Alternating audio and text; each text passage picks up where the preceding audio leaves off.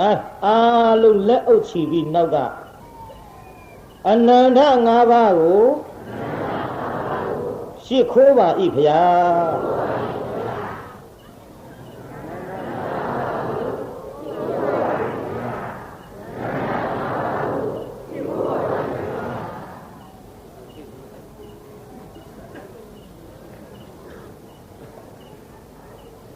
အနန္တ၅ပါးရှစ်ခိုးပြီးတဲ့နောက်ဘုန်းကြီးတို့ဒီကနေ့1339ခုနှစ်နရောလဆန်း12ရက်နေ့ညအင်းစိန်မြို့ဘာရပ်ကွက်ပါလို့အင်းစိန်မြို့ပိန်းနေကုန်းရပ်ကွက်ဦးမဲကျောင်းတိုက်ဟုတ်ကဲ့ဦးမဲကျောင်းတိုက်အတွင်းမှာရှိနေတဲ့ပုံညမှုနိဇေရီတော်ကြီးပြီးမြောက်အောင်မြင်ရေးအတွက်တောင်းပန်လျှောက်ထားကြလို့ဒီကနေ့အစနေ့ဖြစ်ပါတယ်ဒီအစနေ့မှာအလုံးစုံတရားတော်မတွေအားဒီကနေ့ရှေ့ပိုင်းမှာဒါနကံဆိုင်ရာကိုဟောပြီးတော့ဝိပဿနာနဲ့ပတ်သက်လို့တော့ဇက်ကွက်ထဲမှာပဲဘုန်းကြီးဉာဏ်စဉ်တက်ပြီးပါမယ်ဒါနပြုတဲ့နေရာမှာတချို့ကလည်းဒီဒါနနဲ့ပတ်သက်ပြီးတော့ဟောအရင်တုန်းကပါပြိဿအတော်လေးဖောင်းနှွမ်းသွားပါပြီကြာသွားပါပြီဒါနပြုတန်တရားရှိတယ်တန်တရားရှိတယ်ဆိုတဲ့စကားလုံးတွေရေလဲနဲ့သုံးတော်လဲဘယ်သူမှလက်မခံလို့လှူတန်းနေကြတဲ့ဘုရားသားသမီးတော်အနေနဲ့အသုံးမပြုတာနဲ့ပျောက်ကွယ်သွားပါတချို့ကလည်းပုံညာပြီးကုံတာပဲရှိတယ်ကွာလူရဆိုတာကုံတာပဲကွာအဲ့ဒါလို့ဖြစ်တတ်ကြတယ်ပြီးတော့တစ်ခါပြောကြသေးတယ်ဒါနပြုတာဟာတန်တရားရှည်ပြန်တဲ့မရှိပါဘူးဒါနပေါ်တန်တရားရှည်တဲ့ပုံမှန်ကြီးကတမင်သက်သက်လာပြီးတော့အတက်လွဲနေခြင်းဖြစ်ပါတန်တရားရှိတယ်ဆိုတဲ့ပုံမှန်ကဒါနပေါ်တက်ရမှာမဟုတ်ပါဘုန်းကြီးဥပမာပြောနားလည်ပါလိမ့်လက်သမားလုံးလို့ရလက်ကစားလုံးလို့ရအယောင်းဝယ်နဲ့ရ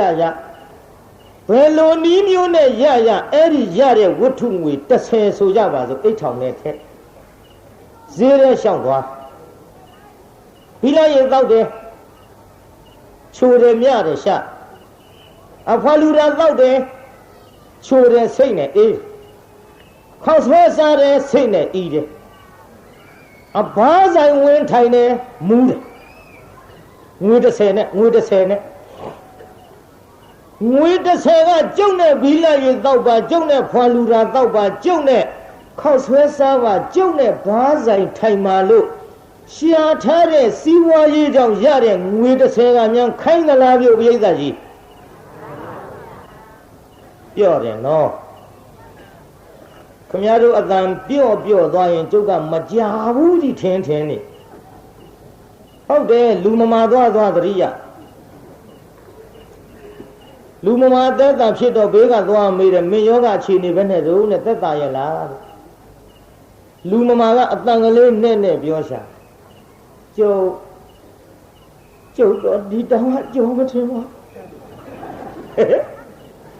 အတန်လေးနဲ့ပြောတယ်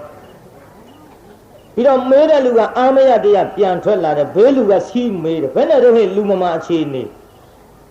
ငါလူရဲ့တဲ့လူမမာအခြေအနေကတော့အတန်ကလေးနဲ့ရှိတော့တာသိမကြဘူးမောင်ရကျုပ်ကဒါကြောင့်ခမည်းတော်အတန်ကလေးများပြော့သွားရင်မကြဘူးကြီးထင်းနေတာပိဋကကြီးကြာမလားကြာမှာပါလို့ပါဟုတ်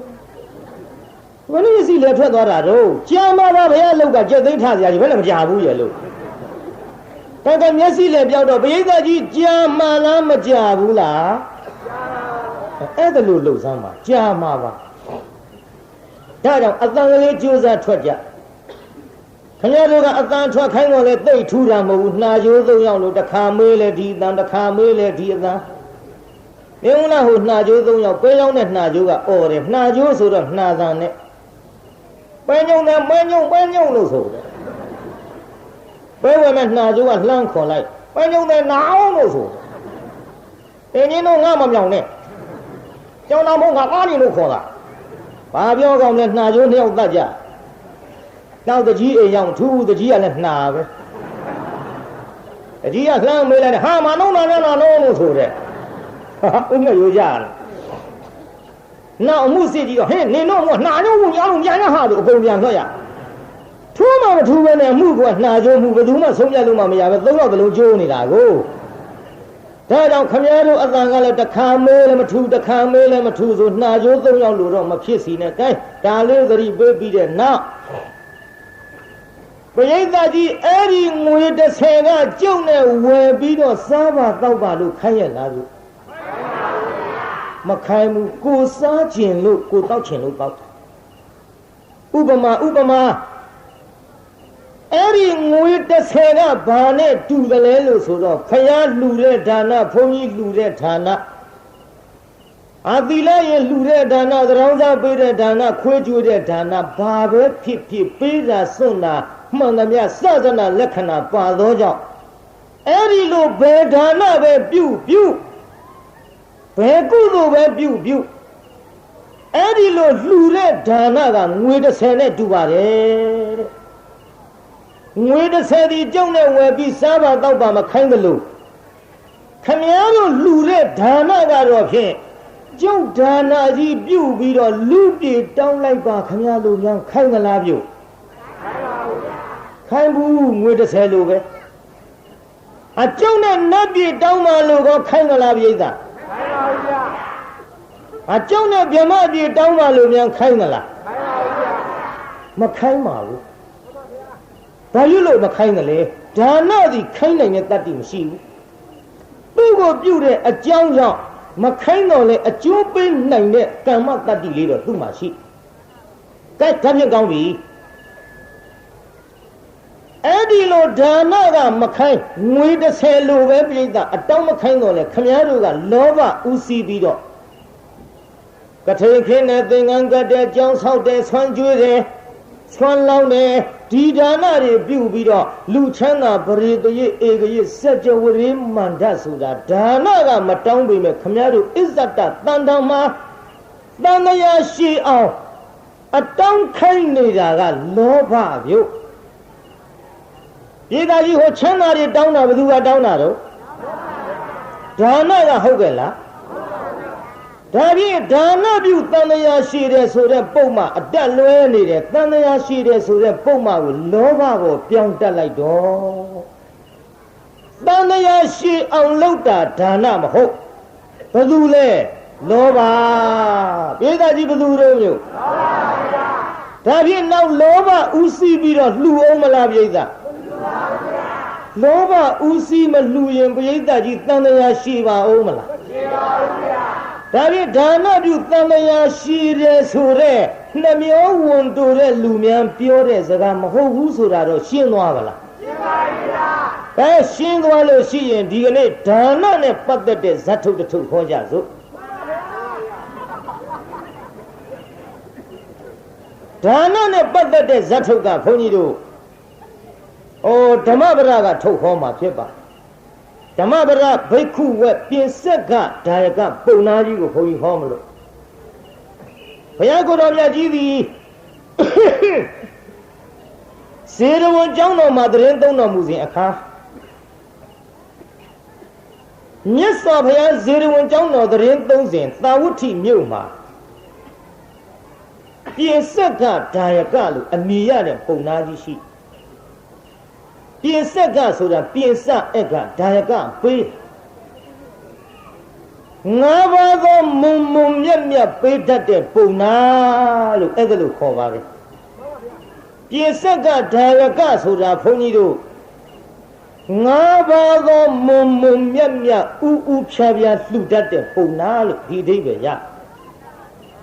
ဒီအဓိပ္ပာယ်ရတော့ဒါကိုဘုန်းကြီးတို့တနည်းအားဖြင့်နားလည်အောင်ဇတ်ထုတ်နာမည်လေးတက်လိုက်မယ်ဆိုရင်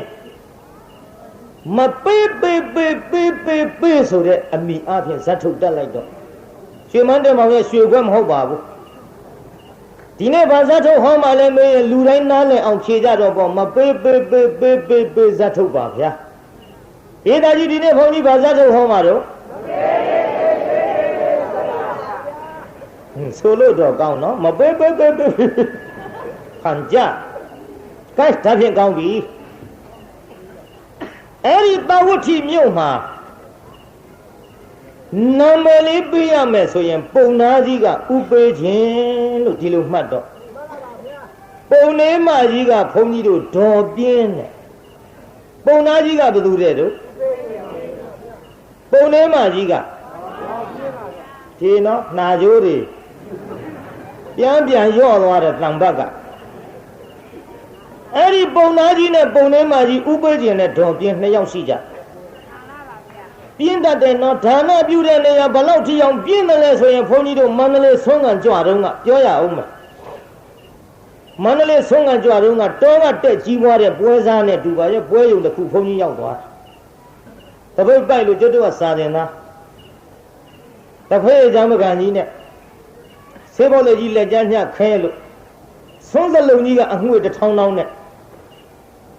ဘုန်းကြီးတို့ကလည်းတစုံရနေတာမှတ်လို့ဒီလိုတစုံချင်းရှောက်စုရတာတနှက်စာအတွက်လွယ်တာမဟုတ်ဘူးအဲ့ဒီလိုရှောက်ပြီးစုရင်းနဲ့ဆွန့်ခံလိုက်တာဆွန့်စလုံးကြီးအငွေတစ်ထောင်းဇွန်းတက်ထားတဲ့ကျုပ်ကဝင်ရဆေးလေးတော့လည်းဖက်ရည်တော့ပြက်မှနဲ့ဆွန့်ထမလောင်းအေးတော်ကြီးကိုတော်လေးကြွလာတဲ့မဏိနေဘူးလှပြီးဆွန့်ထွက်လောင်းပါဘုန်းကြီးလူတွေနဲ့တူပါရဲ့မဏိဆိုတာအုတ်ခေါင်းပြောတယ်ကြားသေးဘူးတော်ကြီးကဟေးတော်ကြီးကိုတော်လေးရနေတဲ့မဏိနေဘူးလှပြီးဆွန့်ထွက်လောင်းပါဒီကကြားတယ်မိမကြီးကကြားတော့ဘာလှမ်းပြောလိုက်တော့နဲ့တော့ကိုယ်တိုင်ထွက်လောင်းငရဲကြီးတာမှတ်လို့ဒီချက်ပြုတ်နေမအားတာမသိဘူးလားကိုယ်တိုင်ထွက်လောင်းလိုက်ရောပေါ့မအားဘူးဆိုတော့မှတက်ရောက်သေးဆွန်းစလုံးကြီးကိုင်းပြီးတော့ဘောက်ဘက်နဲ့မြေကြီးနဲ့ရံဖြစ်ပြီးဆောင်းကြီးအောင်ကြီးထွက်လာပြင်းနာတကားတို့ကျုပ်နဲ့ရောက်တော့လေမန္တလေးဆိုတာကြွလာတဲ့တန်ဃာတွေတစုံချင်းမြတ်အောင်လောင်းရတာအဲ့ဒါလို့မလောင်းဘူးဗျာစလုံးကြီးစောင်းပြီးအကုန်လုံးချစ်ချုပ်တွန်ထက်ကျုပ်ကတော့ပြုံးတရားတရားရှိတာမရှိတာပါထားဒီဖိုးကြီး2ယောက်3ယောက်လောက်တွေ့ရင်ငါတပိတ်ပြေးတာဟာဒါကျွတ်တဲ့ဘက်ကတွေ့ခေးအဲ့ဒီလိုချစ်ချုပ်လောင်းနေတော့ဒကမာကြီးကလှမ်းပြောတယ်ဖိုးကြီးနောက်ကိုတော်တွေကြံသေးသလားကျုပ်လည်းအာနာတယ်နဲ့တူပါရဲ့ကြားသေးဘူးဖိုးကြီးနောက်ကိုတော်တွေကြံသေးသလားနောက်သူကြားတော့ဘာပြောတော့လူပြင်းနေရဲ့စကားပေါ်မှတ်ချင်မှတ်ထားပေါ့ဟာဆုံးလောင်းတာပဲတဲ့ဖောက်တယ်ထားလောင်းမနေနိုင်ပါဘူးကုံသွားပြီးရောပေါ့အကုန်လုံးလောင်းချပြင်းနာတကားတို့ဒါကြောင့်နတ်ပြည်မှာနတ်သမီးတွေများသည်နတ်သားတယောက်နတ်သမီး1000တောင်ရှိသည်နတ်ပြည်ဟိုလဲနေတဲ့ဟာကြီးကရှိတာကိုရေးသားအဲ့ဒါဘာတော့ယဟစီးဘူးလားချားရောဟုတ်တယ်ယဟတ်တို့ချားတို့ဆိုတာရှိတာဒါကြောင့်မေးကြည့်ရအဲ့ဒါရှိတော့လဲစူပေးမှာပေါ့တရားပွဲနဲ့ဒါနဲ့တော့ခမရတို့ခါသာဖြစ်တယ်လို့ကြည့်ရှုလှုပ်ထားတယ်ကျုပ်လည်းမတတ်နိုင်ဘူးပေါ့ကျုပ်ကဘလောက်ဆူသူပြိဿညင်အောင်ထိမ့်တတ်တဲ့ဘုန်းကြီးပါအဲ့ဒါကြောင့်ကျုပ်မနိုင်ဘူးလန့်တော့အော်မှာပဲဒီထက်မြို့တစ်မြို့ကျုပ်မြောက်ပွဲနဲ့ရှင်ချပြိုင်မှာကွာလို့မင်းတို့ဘယ်မင်းသားဘယ်မင်းသမီးခေါ်မျက်နှချင်းဆိုင်ပြိုင်စမ်းမှာငါနိုင်အောင်អော်ပါမယ်မြောက်တော့ငါမနိုင်ဘူးမြောက်ကသူကဆိုတာမှမဟုတ်ဘဲနဲ့ဘေးဟာတွေကဆိုပြီးပန်းမကြီးကဒိန်တွန်းတီးနေတာမြောက်ဆိုင်ဆိုတာဘယ်တော့မှတုံနေမွေးတီးတာမှမဟုတ်ဘဲနဲ့ဒိန်နဲ့တွန်းနဲ့အဲ့ဒီတပွဲတော့ဘုန်းကြီးအရှုံးပေးခဲ့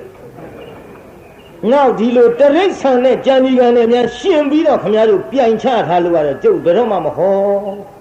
မင်းသမီးနဲ့တော့ကြိုက်တယ်လို့လုပ်ပါမြင်းကမှကျုပ်ပထမဆုံး ရန်ကုန်ကတန်းထွန်လေးတို့မျိုးမြင့်လေးတို့တက္ကသိုလ်များကြီးတို့ရုပ်ရှင်မင်းကြီးတင်တင်လှတို့ပလဲတို့ရီလေးတို့ချိုပြုံးတို့ယောက်ျားလားမိန်းမလားမသိဘူးပူချာချာနဲ့ပါသေးတယ်ရွှေလုံးဆိုတာဒီတပြုံကြီးအဲ့ဒါတွေနဲ့မျက်နှာချင်းကန်ရုပ်ရှင်ချ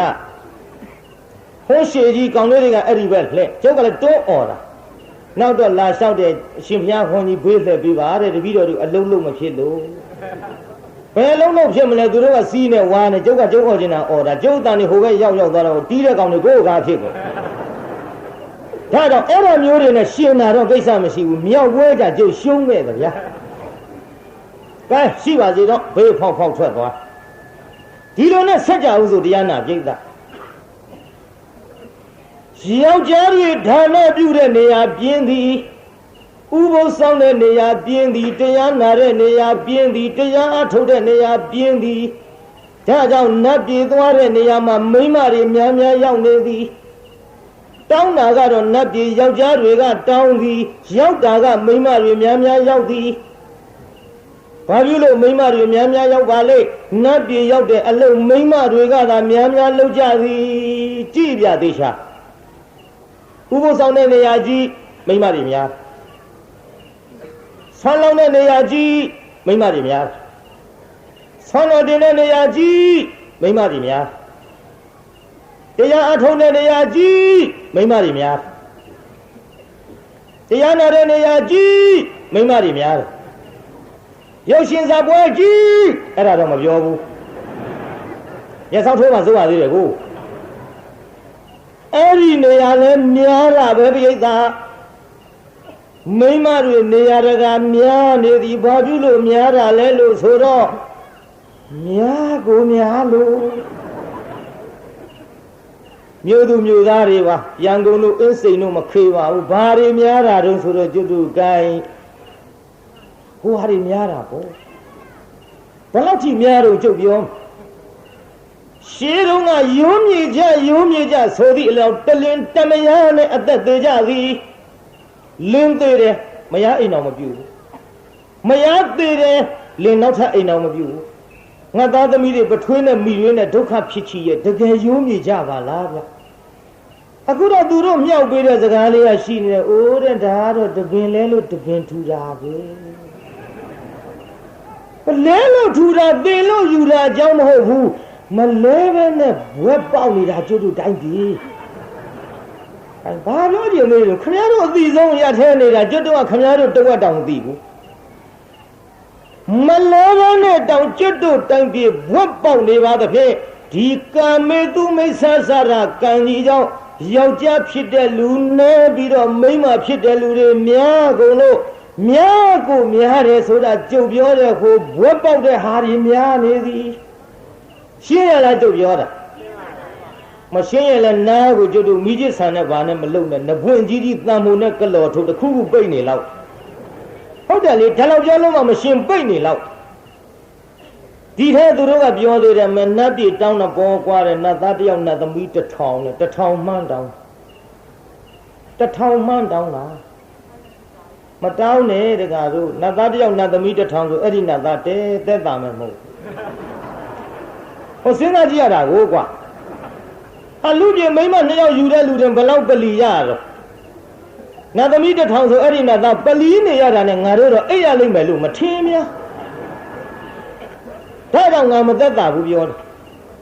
မယ်ဒီတဲ့သူတို့ကဆင်ကြေကံလေးအိုးတဲ့နတ်သမီး1000ပဲဒီဘာဖြစ်တုံးနဲ့လူပြေလူဆန်းရှာစီရှာတိုက်တဲ့မော်တော်ကားဝယ်ရီဝယ်နဲ့ဘာမှရှားဖွေလုတ်ကန်ကြွေးရဘူးတဲ့ရှားဖွေမကြွေးရဘူးတဲ့နတ်သားတယောက်နတ်သမီး1000ပဲဟဲ့လုံးမကြွေးရဘူးကွာတဲ့တို့လူပြေပြဟမ်းမကြပါဘူးကွာတဲ့မိန်းမလေးတယောက်ရပါတယ်ဆိုရလဲပူညံဟောတာပေါ့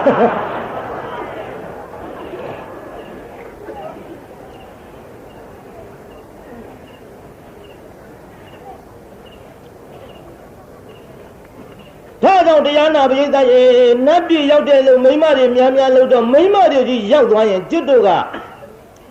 ဘုန်းကြီးရဟန်းမိမဲ့ယောက်ျားကဖြစ်တဲ့ဘုန်းကြီးဆိုတော့ကျုပ်တကာတွေကိုချင်းစာလို့တနာလို့ပြောနေတာမပြင်းညနဲ့ဗျနတ်ပြည်သွားမှတော့ကိုယ်တကာတွေနဲ့တက္ကမတွေ2ယောက်စလုံးအတွဲလိုက်အတူတူပဲသွားစီချင်တာပေါ့တကာကြီးတွေဥကြံရဖြစ်နေမယ်ဆွန်းလောင်းတာငရဲမကြည့်ဘူးကိုယ်တိုင်လောင်းရ ကိုယ်တိုင်လုံးညလို့တိုက်တွန်းပြီးတဲ့နောက်ကျွတ်တို့ဒီလက်ထက်တင်ပြင်းသလားလို့ဆိုတော့ဟောဖယားလက်ထက်ကပြင်းပုံလေးခုနှစ်ကဥပေးခြင်းနဲ့ဒေါ်ပြင်းကိုဆက်မလို့ပြုဥပေးခြင်းနဲ့ဒေါ်ပြင်းသည်ဒီကနေ့ထမင်းမောထမင်းစားရဥပေးခြင်းခေါ်တဲ့ပုံနာကြီးသည်လမ်းဘက်ကိုကြောပေးပြီးတော့အိမ်ဘက်ကိုမျက်နှာပြုစားပါနောက်တရားနာပိဋကဒေါ်ပြင်းကတော့လမ်းဘက်မျက်နှာပြုအိမ်ဘက်ကြောပေးစားပါဒီကကြီးမင်းရအောင်မဲ့လမ်းကတစုံတစ်ယောက်များလာရင်ဘယ်သူကမြင်မှာဒေါ်ပြင်းကမြင်မှာပေါ့သူကလမ်းဘက်လှည့်တာကိုဒီကနေ့ကျွတ်တို့သုံးလုံးကထိုထာသဗ္ဗညမြတ်စွာဘုရားသခင်ကိုရောမြတ်ကြီးသည်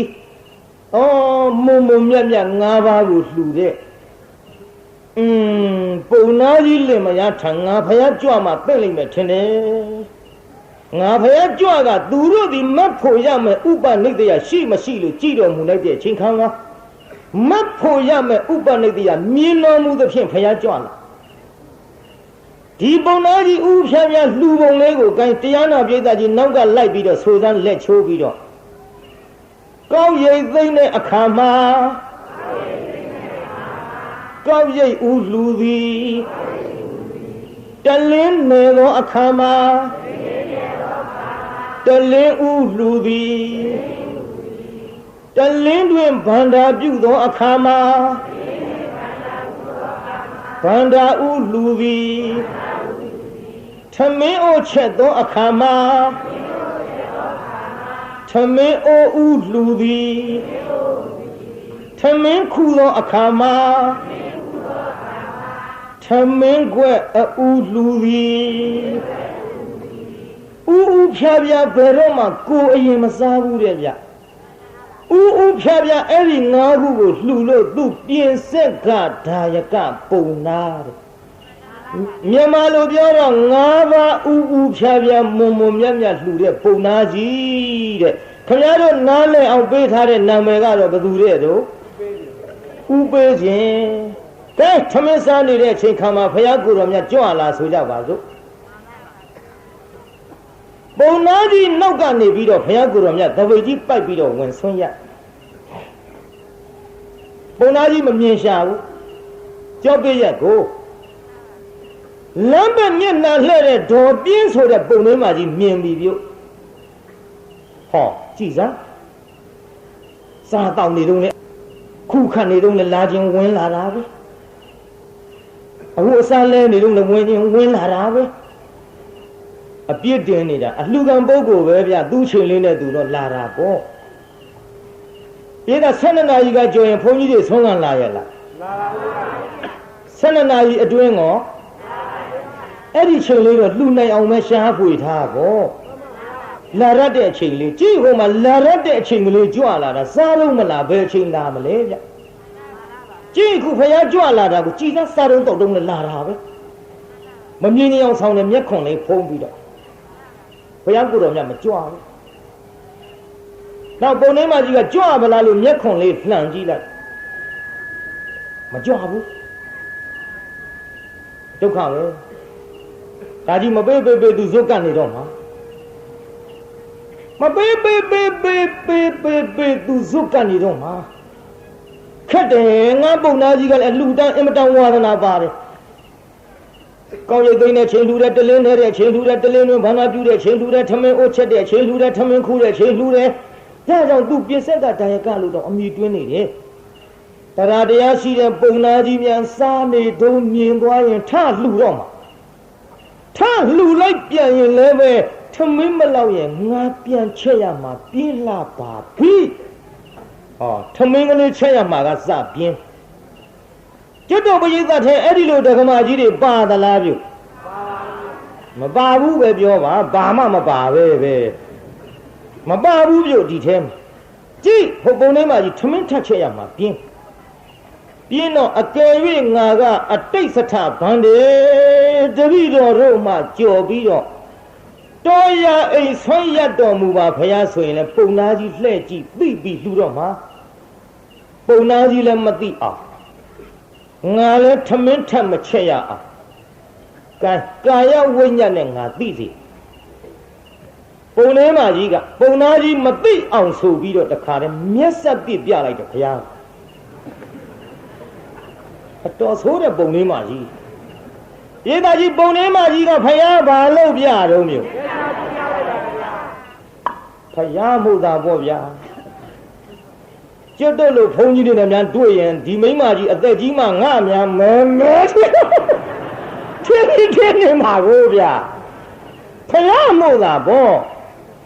မျက်စက်ပြစ်ပြတော့ဘုရားကလည်းသိတယ်ဩသူကငါ့ကိုကာယဝိညာဉ်ခန္ဓာကိုယ်နဲ့သိစေတယ်ငါဘုရားကလည်းခန္ဓာကိုယ်နဲ့ပဲသိစေမှဖြစ်ဘုရားကိုယ်တော်မြတ်ကတရားနာပရိသတ်ရေကောင်းရမ်းပြလိုက်တယ်သွားဘူးတဲ့သူကမျက်စက်ပြစ်ပြီးသွားတော့ဆိုတော့ဘုရားကကောင်းရမ်းပြလိုက်တယ်မသွားဘူးတဲ့ပုံလေးမှာကြီးရည်တော့တာဟောတော်ဘယ်နဲ့ကြည်ပါလိမ့်ကြည်စားငါသွားခိုင်းတာလေသူပြီးတယ်ခေါင်းရမ်းပြတယ်မသွားဘူးတဲ့ခက်တော့ခက်တဲ့ပရိသတ်ကြီးကျုပ်မန္တလေးတုန်းကပြောရအောင်ကျုပ်လည်းအလိုက်မသိလို့တရုတ်ကြီးနဲ့ဗမာမနဲ့ရတရုတ်ကြီးနဲ့ဗမာမနဲ့ရတော့ကျုပ်ကလည်းဗမာမမြင်လို့ဆုံးဝင်ရဒါပတိအဲ့ဒီမန္တလေးကတရုတ်ပြောပါတယ်ကျုပ်တို့ရန်ကုန်ကတရုတ်တွေကလည်းကျုပ်နဲ့အတော်ဆင်ပြေတာဟုတ်တယ်အခုတရုတ်တွေနဲ့ကျုပ်နဲ့ကြီးအဆင်ပြေနေတယ်ဘယ်ဖြစ်ဖြစ်အခန်းတွဲလှူလိုက်တရုတ်တွေကျွတ်တို့တရားနာပြည်သား45နှစ်ကျုပ်သက်စိတ်ကိုရည်မှန်းပြီးတော့45ပါးဒုံလဘယဟန်ကံမွေးကြီးကလူဦးရေ1000မှာရန်ကုန်ကအများကြီးပေါက်တယ်လာကြတယ်ပြည်သားတစောင်းလုံးလာကြီးနေကတော်ကလေးရက်ရွှေ့တာလဲသတင်းစာထဲကျုပ်ထဲပါ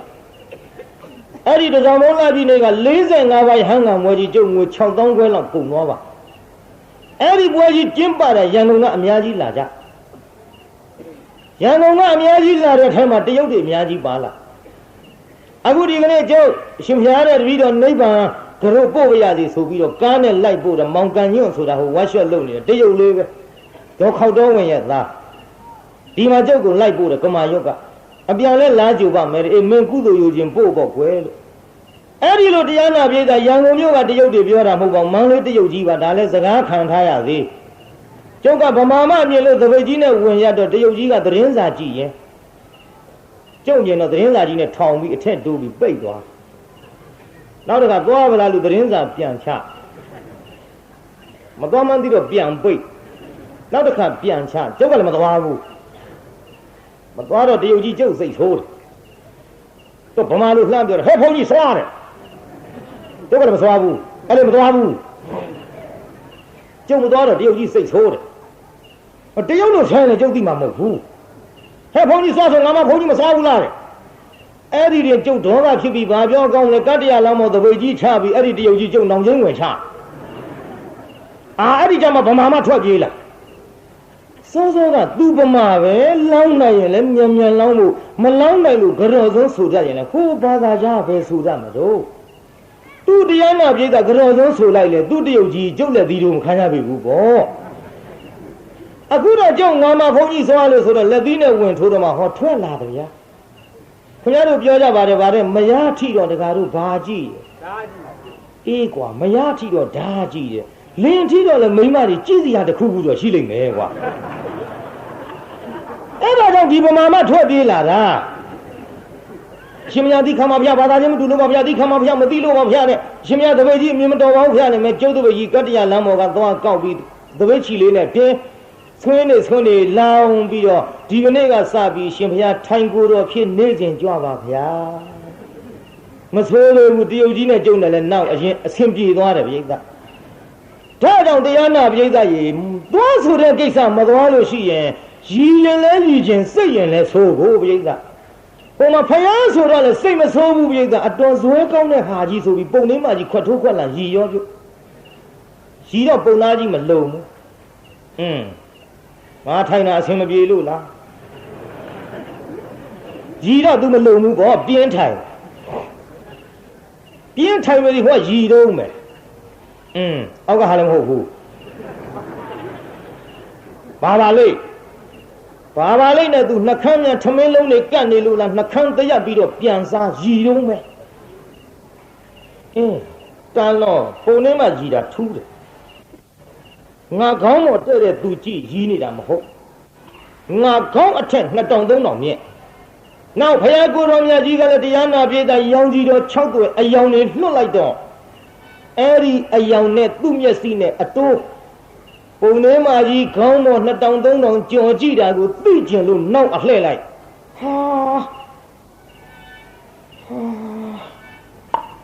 ဖယားကြွလာတဲ့မိုက်ကမိမယုတ်ငါလူတတ်တဲ့ဝါဒနာသိပါလေကနေငါအသိမပေးဘဲနဲ့ကြည်စမ်းထမင်းပြန်ချဲရမှာပြင်းတဲ့မိမယုတ်မြတ်စွာဘုရားသိခံတော်မူပါဗျာသိခံတော်မူပါဗျာဖယားတပည့်တော်ဒီယခုစားစေဖြစ်တဲ့ထမင်းတွေကို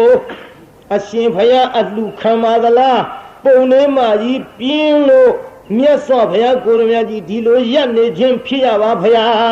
အလှခံပါသလားဖယားဒီတော့ဘုရားကိုယ်တော်မြတ်ကမိတ်ဒါယကပုံနာတဲ့ငါဘုရားသည်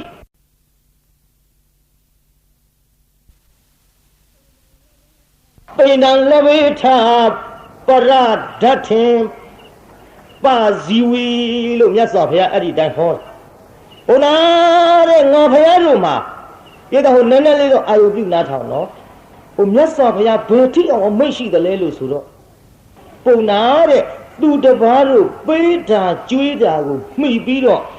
အသက်မွေးရသောပိဋ္ဌာနဲ့တူသောငါဘုရားတို့မှာတဲ့ဗျနားထောင်ကြည့်စားမြတ်စွာဘုရားကိုယ်တော်မြတ်ကြီးကမိတ်နေတာသူတပားလူတာကမ်းတာပေးတာကျွေးတာကိုမှီပြီးအသက်မွေးရတဲ့ပိဋ္ဌာနဲ့တူသောငါဘုရားတို့မှာတဲ့ဗျကျွတ်တို့ဘုန်းကြီးတွေဘာဘဝင်မြင်းစရာရှိတော့ဘာဘဝင်မြင်းစရာရှိတော့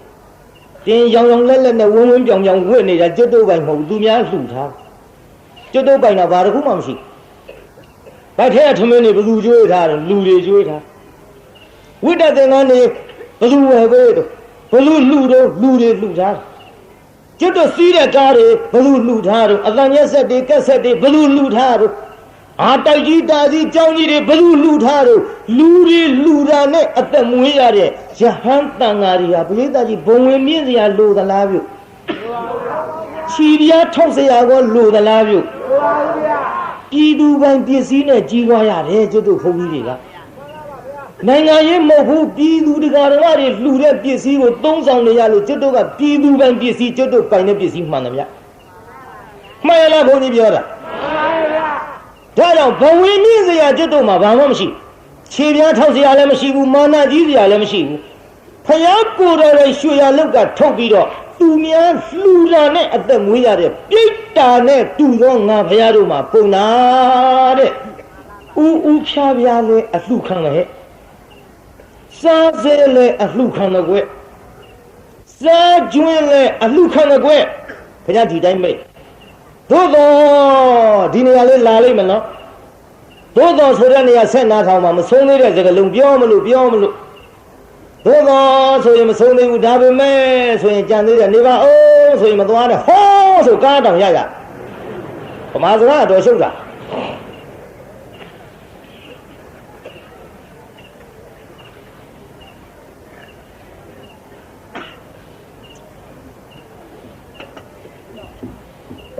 စာဥကိုဘုန်းကြီးပြောမယ်တရားဓမ္မတွေမှတ်ထားကြ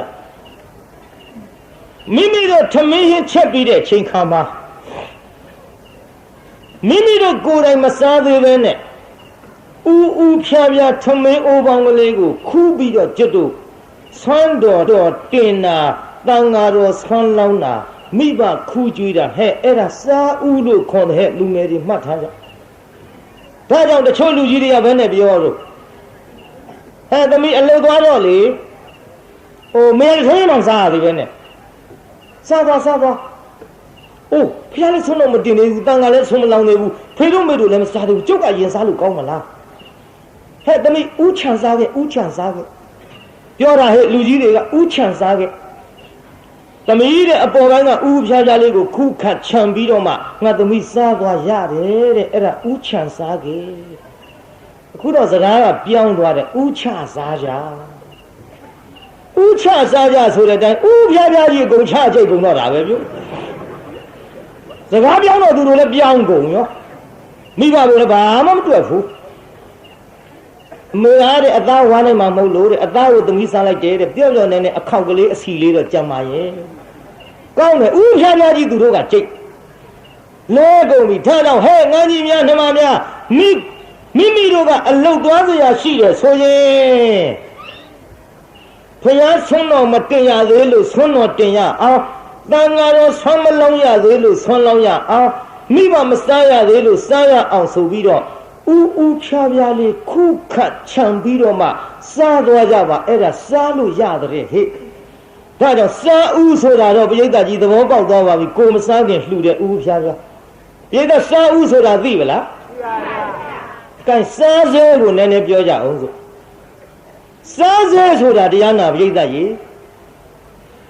Tamine Bagamia, Galilo, Balabuin, Nevido. Hinzari ne matamakian sani ro nai lura ma ho hu de byo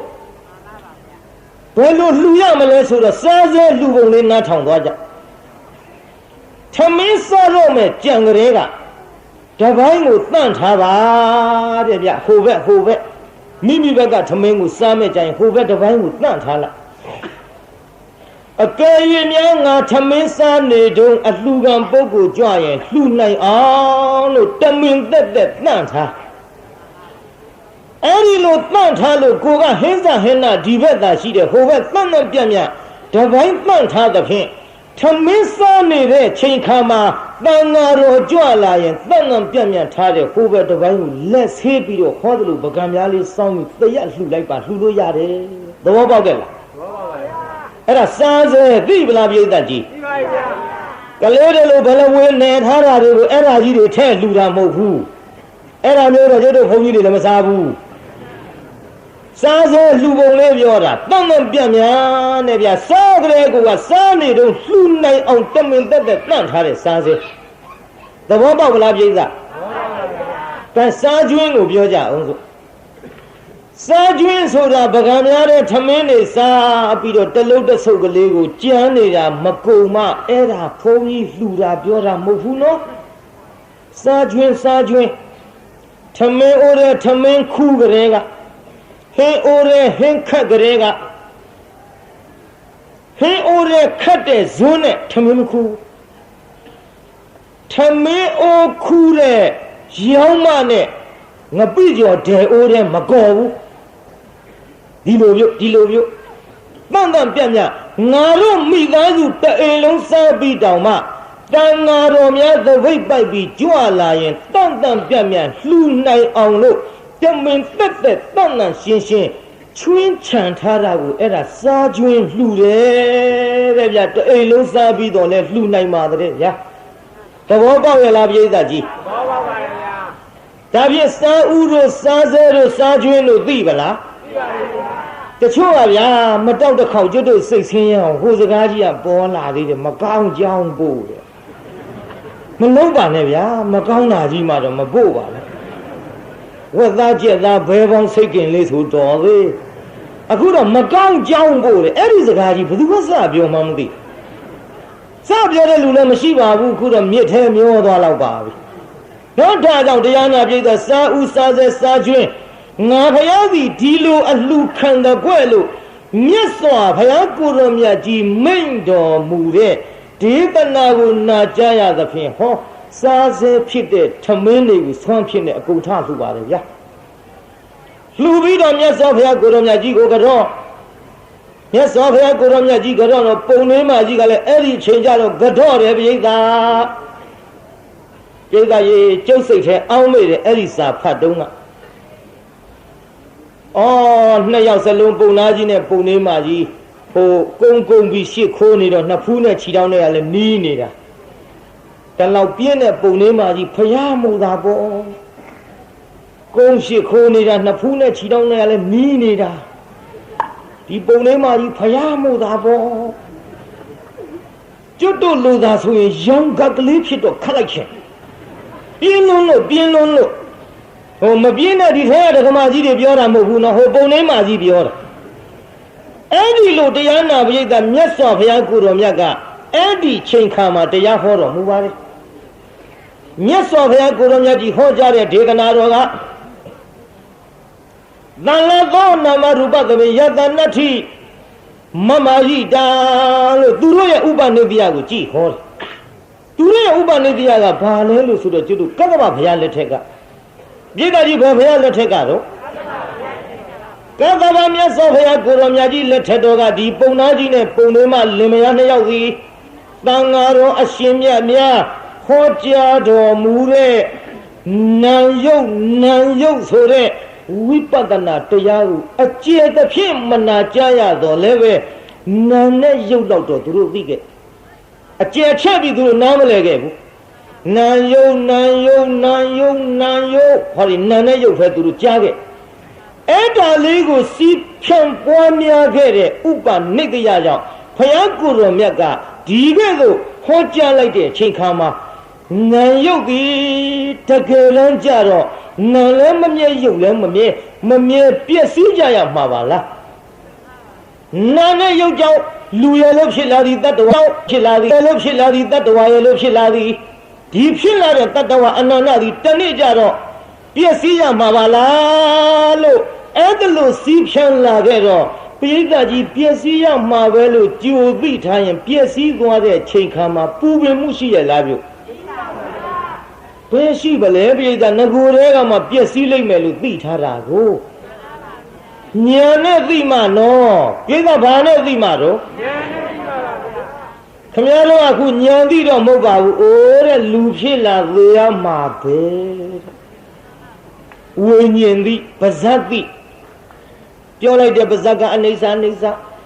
လူတယောက်တွေမှာအတုပထင်တယ်ကိုအတုပမှမသိဘူးပိဋကကြီးခင်ဗျားတို့ကြုံနေမယ်လူတွေမှာအတုပလားဒီပိဋကကြီးအကုန်လုံးအတုပလားကြုံပြောလားအကုန်လုံးအတုပဆိုတာဘာလို့ဆိုတော့တချို့ကလေးတွေကပြောသေးတယ်မသာတဲ့သေမလူသေမမသာကြီးအတုပထင်နေတာကိုပိဋကရဲ့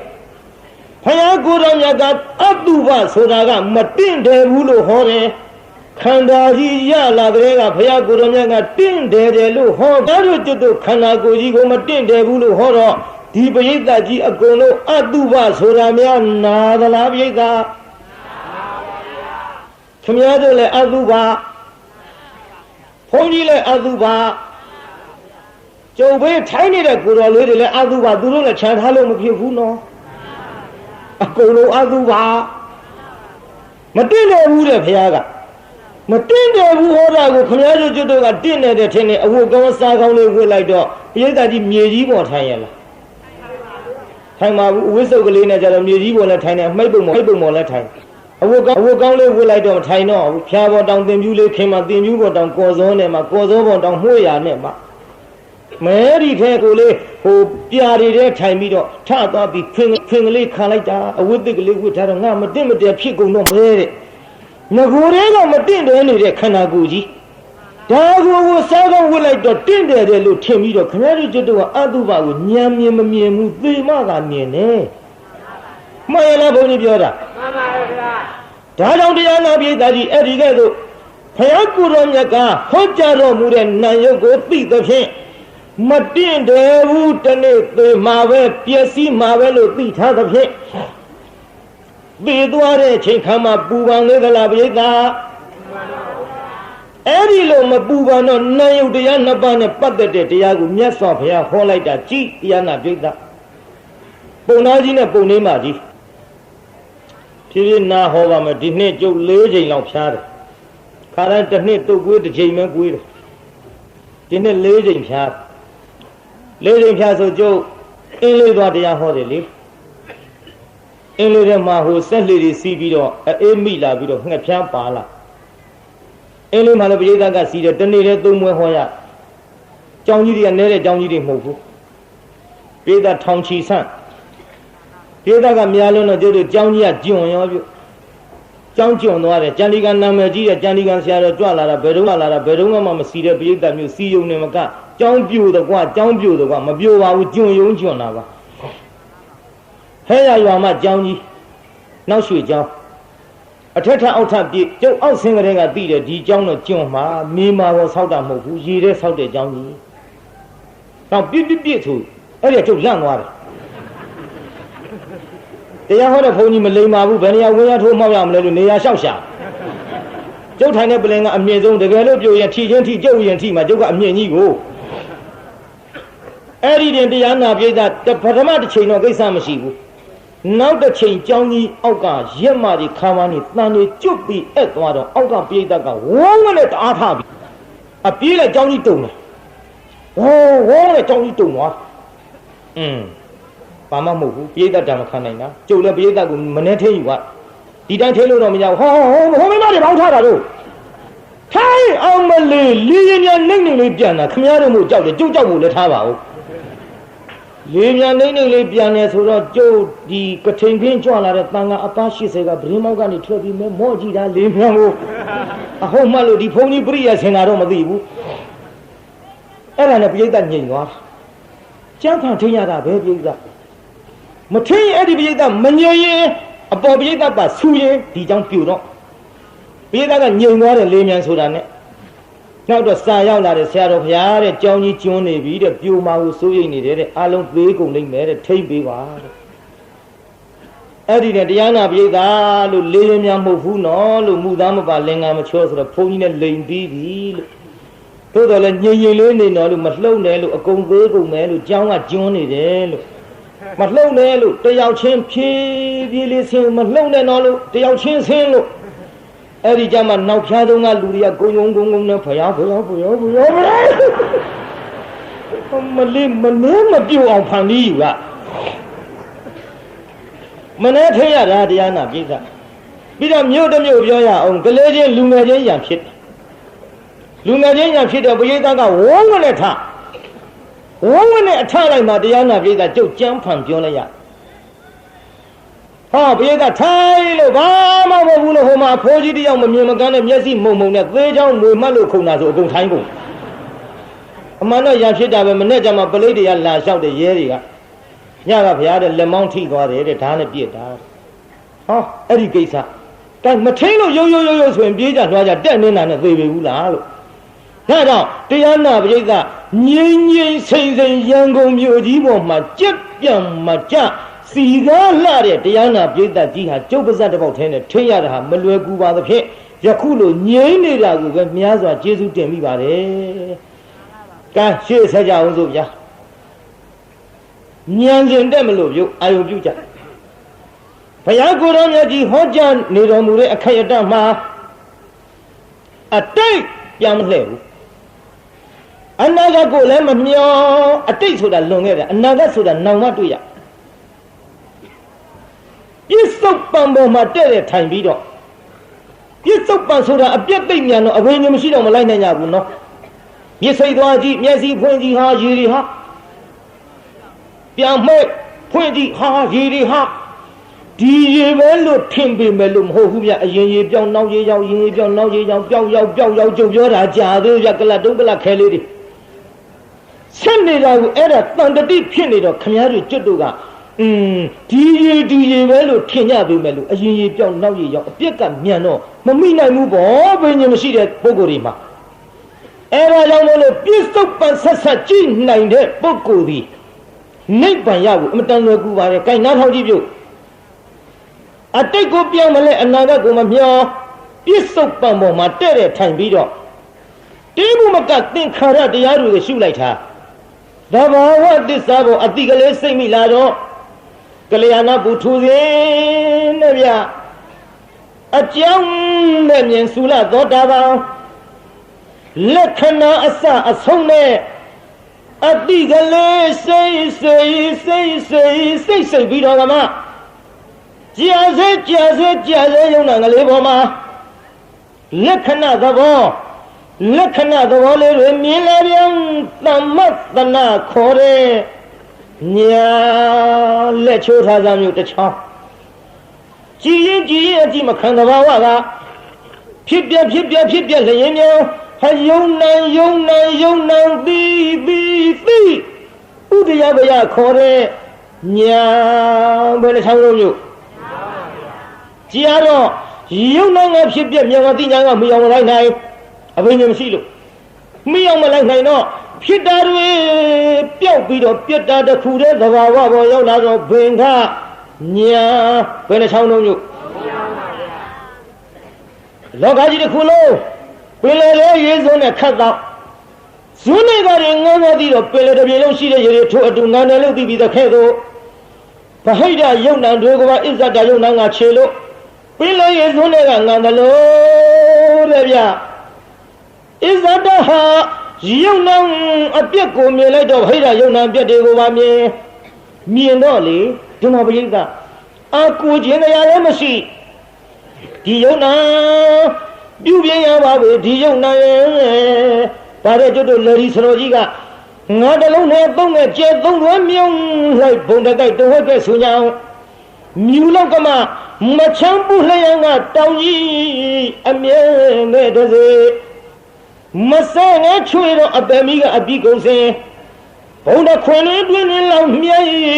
ပြောင်ပြောင်နဲ့တိုက်ရှိပါပြီအမိုက်ကဲဝွနွယ်ကာမဝောကိလေသာဝဝိပါကဝတောင်းတရဲ့လို့ရတွေ့ဦးမတဲ့ပြုတ်အမိုက်ကဲဝွနွယ်ဖြစ်မစဲငါးဒွါရအာယုပြုလိုက်တော့လေဟောအခုတရားနာရင်မျက်စိနာလျှာကိုအဖြစ်မစဲအတိအာယုကလေးတွေနဲ့လဲပြီးတော့မှာဒါကငါကျွဲငယ်တကယ်မလို့သူကသာမောက်တော့တယ်နောက်ကဖမလာလဲအခါခုလင်းတစ်ခုကဝင်ကြလေအခုလိုပဲတဲ့တရားတော်ကောင်လေးနဲ့မိုးခြင်းမဲနဲ့အိုမနာခြင်းမဲနဲ့နာမသေးခြင်းမဲနဲ့သေပြီးတော့အခါခုတွင်တစ်ခုကဝင်ကြဟာလေ